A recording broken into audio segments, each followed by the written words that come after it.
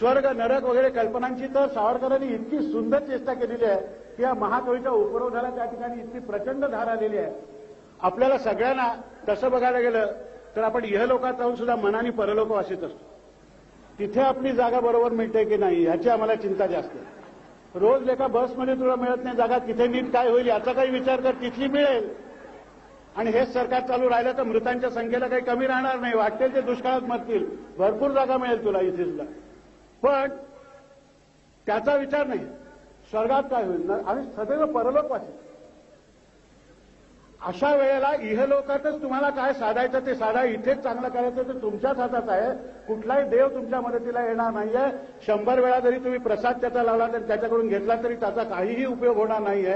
हे सांगणारे सावरकर होते आणि इतक्या जोरात सांगितलं की ते विज्ञाननिष्ठ दृष्टिकोनातून सांगितल्यामुळे त्यांचे अनुयायी म्हणणाऱ्यांना सुद्धा सावरकर पचवणं जड गेलं. अखंड सावरकर स्वीकारणं ही चेष्टा नाही आहे.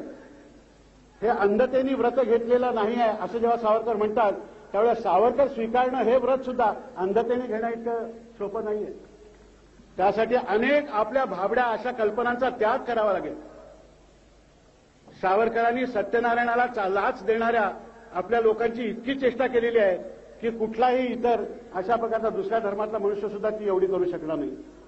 पण त्याबरोबरच त्यांनी स्वर्ग नरकाच्या खोट्या कल्पना सांगणारे जे निर्धार धर्मातले लोक आहेत त्यांच्याबद्दल तितकंच कच्चावून लिहिलेलं आहे. त्यांनी म्हटलं की वेद तर आमचे सांगतात की स्वर्गाचा इंद्र हा राजा, पण बायबलच्या स्वर्गात इंद्राचा पत्ता टपालवाल्याला देखील माहिती नाही. कारण इंद्राचा टपाल जर तुम्ही बायबलच्या स्वर्गामध्ये पाठवलं तर ऍड्रेस इज नॉट फाउंड म्हणून परत येणार. कारण त्या स्वर्गामध्ये ख्रिश्चनांच्या स्वर्गामध्ये आमचा इंद्र राहत नाही. देवपुत्र येशूच्या कमरेला साऱ्या स्वर्गाची किल्ली, पण पुराणातल्या स्वर्गात ला अल्ला इल्लिल्ला आणि मोहम्मद रसूलिल्ला तिसऱ्यांना जागा नाही. रेड इंडियनाच्या स्वर्गात डुकरेच डुकरे. कारण रेड इंडियनला सगळ्यात पवित्र सगळ्यात हवं असलेलं डुक्करच असते. उद्या जर डुकरांनी आपलं काशी क्षेत्र छापायचं ठरवलं असतं तर गलेलठ्ठ डुक्करच तिथे मोठा देव म्हणून नेमला असतं. तर रेड इंडियनांचा डुक्कर हाच देव, त्यामुळे डुकरच डुकर.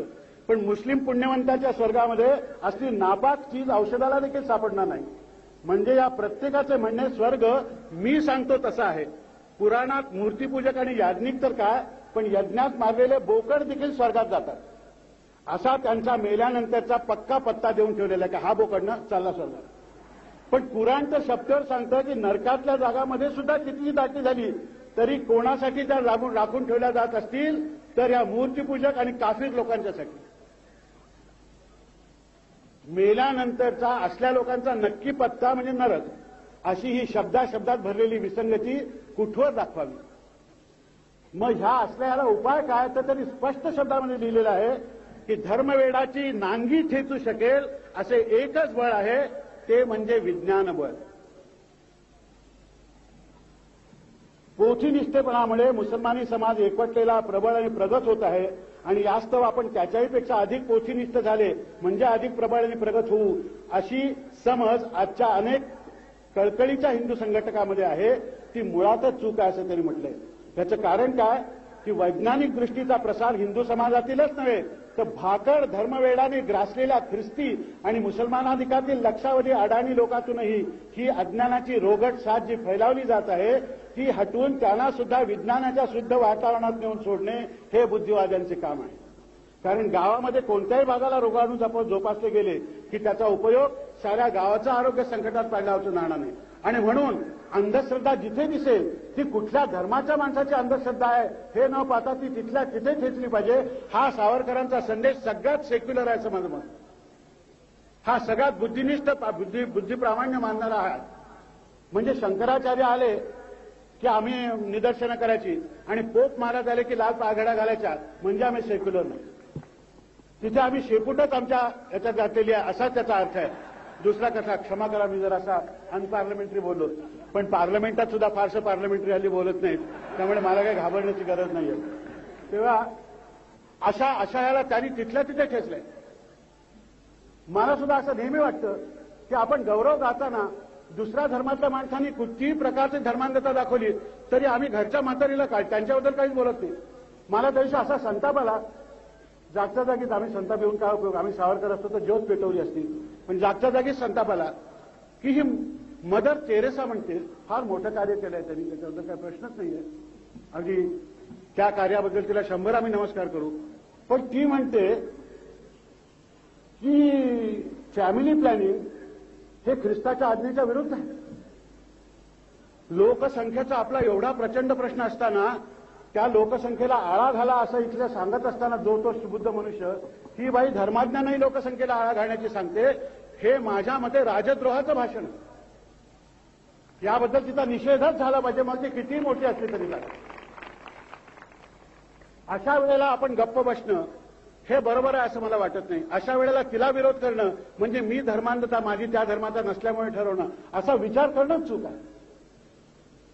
शंकराचार्यांनी जितकं दिवसा पालखीमध्ये बसून, म्हणजे गावाच्या वेशीपर्यंत मोटरनी यायचं आणि गावात शिरल्याबरोबर पालखीत जायचं आणि दिवसा मशाली लावायची, त्याची सावरकरांनी खूप चेष्टा केलेली या गोष्टीची. पण तेच तुम्हाला सांगतो, पापमुक्ततेचे पास वाटणारे पोप त्यांच्याकडे होऊन गेलेले आहेत, त्याचा जर उल्लेख आम्ही केला तर त्यात काय चुकलं?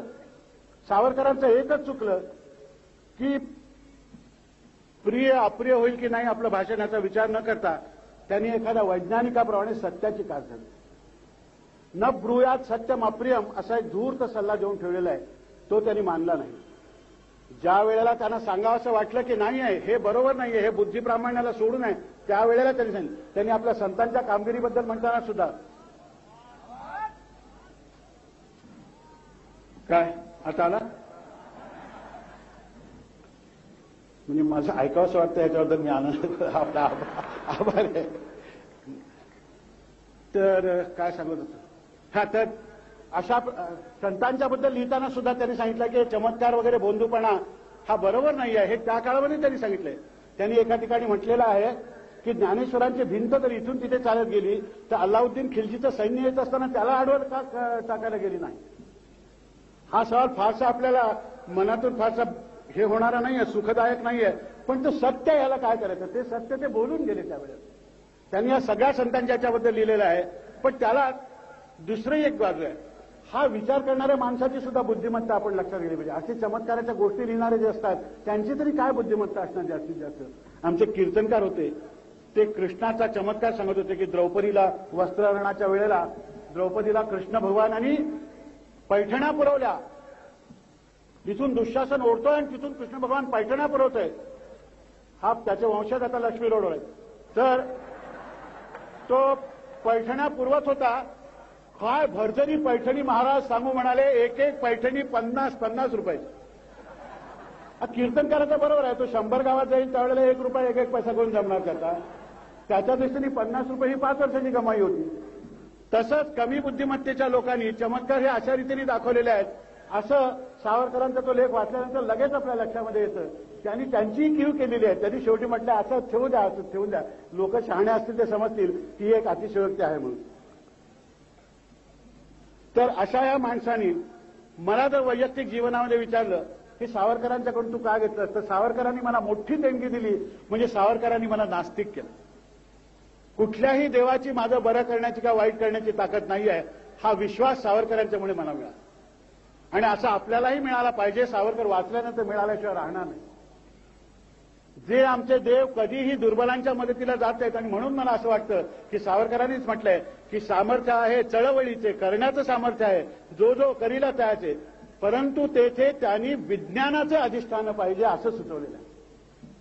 भगवंताच्या अधिष्ठानाला त्यांनी असं म्हटलं की मूर्तीच्या रूपाने तुम्ही त्याला नैवेद्य अर्पण करून तुमच्यावर प्रसन्न होईल, हे खरं नाही आहे असं ह्या माणसाने आयुष्यभर सांगितलं.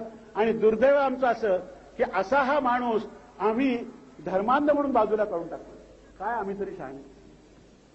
मला तर नेहमी सावरकरांच्या चरित्राकडे पाहिल्यानंतर ग्रीक नाटकातल्या एखाद्या हिरोची जशी ट्रॅजेडी असते, त्याचा नायक जसा ट्रॅजेडीमध्ये जातो, अशाच प्रकारचं वाटतं की जो मनुष्य जाताना सांगतो की माझ्या नंतर काहीही धार्मिक कृत्यबित्य करायची जरूर नाही आहे, आणि कसा त्या मृत्यूकडे गेला, अलोट धैर्याने गेला. त्यांचं जाणं या जगामध्ये येणं आणि बालपण जितकं तेजस्वी तितकंच वार्धक्यातलं त्यांचं मृत्यूकडे जाणं हे सुद्धा तितकंच तेजस्वी होतं. मृत्यूकडे असे चालत चालत गेलेले आहेत. मृत्यूला रोज तू माझ्या दारात इतका आलास, आता थोडा पुढे, आता थोडा पुढे, आता थोडा पुढे, आता कर हस्तांदोलन माझ्याशी, असं जणू काय सांगावं असं सांगत सावरकर गेले. त्याचा सुद्धा काही कुठे तमाशा केला नाही, त्याचा सुद्धा कुठे गाजावाजा केला नाही. असा हा थोर पुरुष आता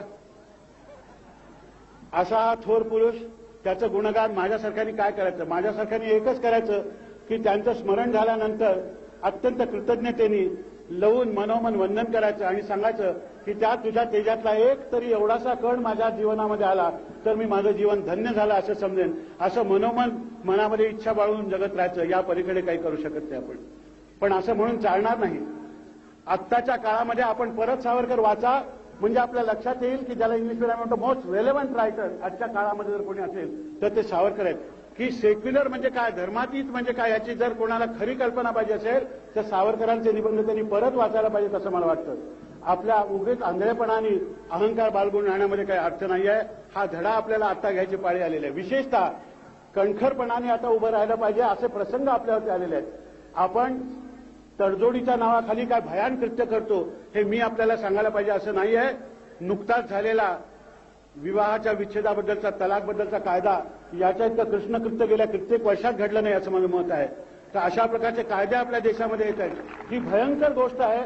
अशा भयंकर याच्यामध्ये जर मी आणि माझं एवढंच घेऊन बसलो आणि सावरकरांच्या एवढ्या विराट राष्ट्रवादाला जर आपण क्षुल्लक म्हटलं तर आपल्यासारखे कारण ते आपणच, याशिवाय दुसरी काही मला भाषा बोलायला सुचत नाही. अशा एका महापुरुषाला आज मी मनोमन वंदन करायला आलेलो आहे. आधी कोणा बोललं असेल तर मला क्षमा करा, पण आधी कोणा जर माझ्या तोंडून गेलेलं असेल, जास्त काही गरम वाक्य गेलेली असतील तर त्याला सुद्धा हे साहचर्य जबाबदार आहे असंच मी सांगेन. नाही तर माझ्या एकट्यामध्ये एवढी कुठली ताकद, बोलविता धनी कोणीतरी मागे असल्याशिवाय असं कोणी बोलूच शकत नाही. माझ्या मनामध्ये असलेला जर दडून राहिलेला जो काही थोडा सावरकर आहे त्याच्याच तोंडून ही वाक्य आलेत असं मी आपल्याला सांगतो.